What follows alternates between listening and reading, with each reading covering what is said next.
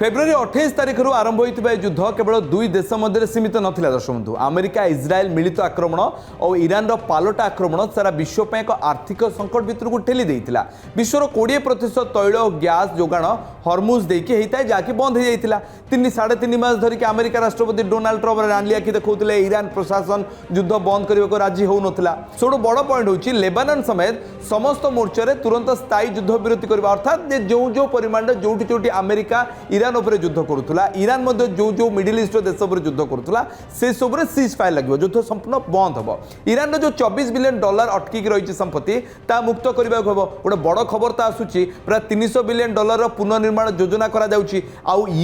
ये पदक्षेप प्रथम नहीं कि ईरान को टंका देवा आरंभ कर देछि यूएई पक्षर स्पष्ट भाव में ये सूचना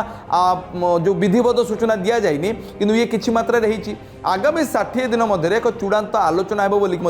चर्चा हो अर्थात 2 मास संपूर्ण बंद रु ये युद्ध सब सरीनी दर्शन मन रखी था ये 2 मास केवल खाता कलम रे हुए किंतु केतेबेले कौन भी हो जाए कहवा मुस्किल जून 19 तारिख में स्विट्जरलैंड जेनेवा सहर में अनुष्ठित हो चूड़ांत साक्षर सम्मिलन जो कि ट्रंप प्रशासन कड़ा आभिमुख्य भितर ए सम्मिलन विश्व कूटनीति एक बड़ बाट दब ना आउ थे बंद करदेव ता भी चर्चा होती तेज ईरान उपवैदेशिक मंत्री कहते ए चुक्ति माने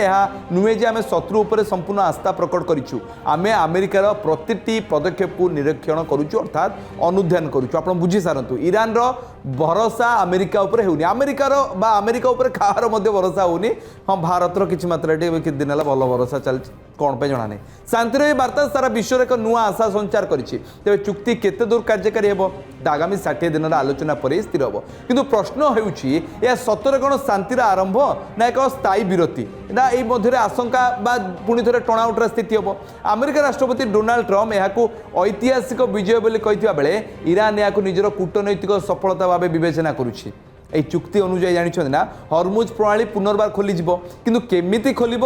কিয়ে নিয়ন্ত্রণ রখিব সে প্রশ্নর উত্তর এবে যাই কাহা পাখরে নাই কেবল খোলিଯିବ ବୋଲି কুয়াগলা কিন্তু সেইটু যদি জাহাজ যাচ্ছে গুলি মাড় হব জীবন জীব যদি ভারতীয়ଙ୍କର তা জবাব কিয়ে দেব তা এবে মধ্যে স্পষ্ট নাই 3 ଭାରତୀୟ ନାବିକଙ୍କ ଜୀବନ ଆମେରିକା ନେଇଛି ତଥାପି ଏବେ ଯାଇ ଦୁଃଖ ପ୍ରକାଶ କରିନି ଅନ୍ୟପଟେ এই ଯୁଦ୍ଧର ମୂଳ କାରଣ ଥିଲା ଇରାନର ପରମାଣୁ କାର୍ଯ୍ୟକ୍ରମ ଆମେରିକା ଦାବି କରୁଛି ଯେ ଇରାନ ପରମାଣୁ ଅସ୍ତ୍ର ଯଦି ତିଆରି କରିବ ନାହିଁ କିନ୍ତୁ ଇରାନ ପାଖରେ ଏବେ ବିପୁଳ ପରିମାଣ ସମୃଦ୍ଧ ୟୁରାନିୟମ ରହିଛି ଏହି ଚୁକ୍ତିରେ ପରମାଣୁ ପ୍ରସଙ୍ଗରେ କିପରି ସହମତି ହୋଇଛି ତା ଏପର୍ଯ୍ୟନ୍ତ ଜଣାପଡ଼ିନି आउ गोटे बड़ प्रश्न होची लेबानन कथा ईरान जदि मध्यस्थता देश मैंने करुँच चुक्ति समय जदि मोर्चा अंतर्भुक्त करे बा लेबानन को निज आड़ को निए लेबानन उपर गोटे गोली भी पड़े ईरान रिएक्ट कर ईरान प्रतिवाद कर किंतु इज्राएल आलोचनार अंश नाला इज्राएल किसी भी कहूनी बेरुट्रे चली आक्रमण लेबानन राजधानी ता से प्रक्रिया को कौन मुहूर्त में विपद में पकई पारे अर्थात इज्राएल निज इच्छा अनुसार आक्रमण करुच्ची निज इच्छा अनुसार रोचे ना अमेरिकार बोल मानुची अमेरिका जहाँ कले भी इज्राएल शुणबनी तेज अमेरिका ईरान मध्य चुक्ति घोषणा होगा मात्रे